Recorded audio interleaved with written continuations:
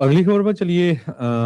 Economy ਨੂੰ ਲੈ ਕੇ California ਦੇ ਵਿੱਚ ਵੀ ਹੁਣ ਜਿਹੜੇ ਫੋਰਕਲੋਜ਼ਰ ਆ ਘਰਾਂ ਦੀ, ਕਹਿੰਦੇ ਵੀ ਹਾਈਐਸਟ ਲੈਵਲ ਤੇ ਆ ਸਿੰਸ ਕੋਵਿਡ-19 ਪੈਂਡੈਮਿਕ ਤੋਂ ਲੈ ਕੇ।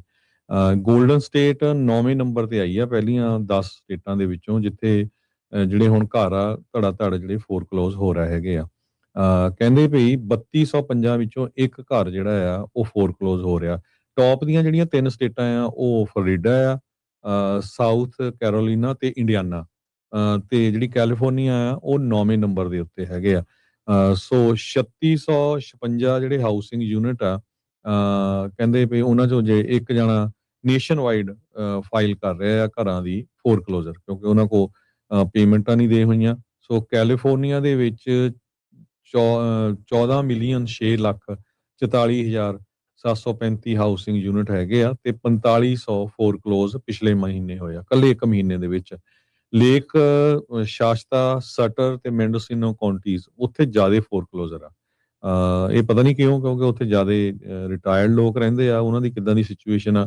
ਕਹਿੰਦੇ ਭਈ ਇਸ ਸਾਲ ਦੇ ਪਹਿਲੇ 6 ਮਹੀਨਿਆਂ ਦੇ ਵਿੱਚ 21,543 ਘਰ ਜਿਹੜੇ ਆ ਉਹ ਫੋਰਕਲੋਜ਼ ਹੋਏ ਹੈਗੇ ਆ। ਸੋ ਇਹ ਕਾਫੀ ਵੱਡਾ ਨੰਬਰ ਹੈਗਾ। ਥਰਡ ਹਾਈਐਸਟ ਟੋਟਲ ਅਮੰਗ ਦਾ ਸਟੇਟਸ ਆ। 9% ਨੇਸ਼ਨ ਦੇ ਜਿਹੜੇ ਆ 2,27,548 ਤੋਂ ਜਿਹੜੇ ਘਰ ਫੋਰਕਲੋਜ਼ ਹੋਏ ਆ। ਟੈਕਸਸ, ਫਲੋਰੀਡਾ ਦੇ ਵਿੱਚ ਵੀ। ਤੇ ਇਹ ਯਾਹੂ ਫਾਈਨਾਂਸ ਨੇ ਅੱਜ ਜਿਹੜਾ ਪੂਰਾ ਡਾਟਾ ਆ ਉਹ ਜਾਰੀ ਕੀਤਾ ਹੈਗਾ। ਜੀ, ਬਿਲਕੁਲ। ਅਗਲੀ ਖਬਰ ਵੱਲ ਚਲੀਏ। ਇਕੋਨਮੀ ਨੂੰ ਲੈ ਕੇ ਕੈਲੀਫੋਰਨੀਆ ਦੇ ਵਿੱਚ ਵੀ ਹੁਣ ਜਿਹੜੇ ਫੋਰਕਲੋਜ਼ਰ ਆ ਘਰਾਂ ਦੀ, ਕਹਿੰਦੇ ਵੀ ਹਾਈਐਸਟ ਲੈਵਲ ਤੇ ਆ ਸਿੰਸ ਕੋਵਿਡ-19 ਪੈਂਡੈਮਿਕ ਤੋਂ ਲੈ ਕੇ। ਗੋਲਡਨ ਸਟੇਟ 9ਵੇਂ ਨੰਬਰ ਤੇ ਆਈ ਆ ਪਹਿਲੀਆਂ 10 ਸਟੇਟਾਂ ਦੇ ਵਿੱਚੋਂ, ਜਿੱਥੇ ਜਿਹੜੇ ਹੁਣ ਘਰ ਆ ਧੜਾ ਧੜ ਜਿਹੜੇ ਫੋਰਕਲੋਜ਼ ਹੋ ਰਹੇ ਹੈਗੇ ਆ। ਕਹਿੰਦੇ ਭਈ 3250 ਵਿੱਚੋਂ ਇੱਕ ਘਰ ਜਿਹੜਾ ਆ ਉਹ ਫੋਰਕਲੋਜ਼ ਹੋ ਰਿਹਾ। ਟੌਪ ਦੀਆਂ ਜਿਹੜੀਆਂ 3 ਸਟੇਟਾਂ ਆ ਉਹ ਫਲੋਰੀਡਾ ਆ, ਸਾਊਥ ਕੈਰੋਲੀਨਾ ਤੇ ਇੰਡੀਆਨਾ, ਤੇ ਜਿਹੜੀ ਕੈਲੀਫੋਰਨੀਆ ਆ ਉਹ 9ਵੇਂ ਨੰਬਰ ਦੇ ਉੱਤੇ ਹੈਗੇ ਆ।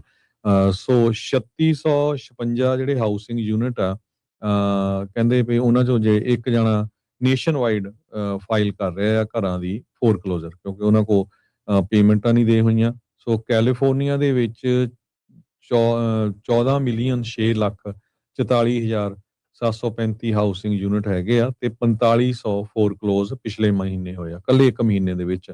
ਲੇਕ ਸ਼ਾਸਤਾ, ਸਟਰ ਤੇ ਮੈਂਡੋਸਿਨੋ ਕਾਉਂਟੀਜ਼ ਉੱਥੇ ਜ਼ਿਆਦਾ ਫੋਰਕਲੋਜ਼ਰ ਆ। ਇਹ ਪਤਾ ਨਹੀਂ ਕਿਉਂ, ਕਿਉਂਕਿ ਉੱਥੇ ਜ਼ਿਆਦਾ ਰਿਟਾਇਰਡ ਲੋਕ ਰਹਿੰਦੇ ਆ, ਉਹਨਾਂ ਦੀ ਕਿੱਦਾਂ ਦੀ ਸਿਚੁਏਸ਼ਨ ਆ। ਕਹਿੰਦੇ ਭਈ ਇਸ ਸਾਲ ਦੇ ਪਹਿਲੇ 6 ਮਹੀਨਿਆਂ ਦੇ ਵਿੱਚ 21,543 ਘਰ ਜਿਹੜੇ ਆ ਉਹ ਫੋਰਕਲੋਜ਼ ਹੋਏ ਹੈਗੇ ਆ। ਸੋ ਇਹ ਕਾਫੀ ਵੱਡਾ ਨੰਬਰ ਹੈਗਾ।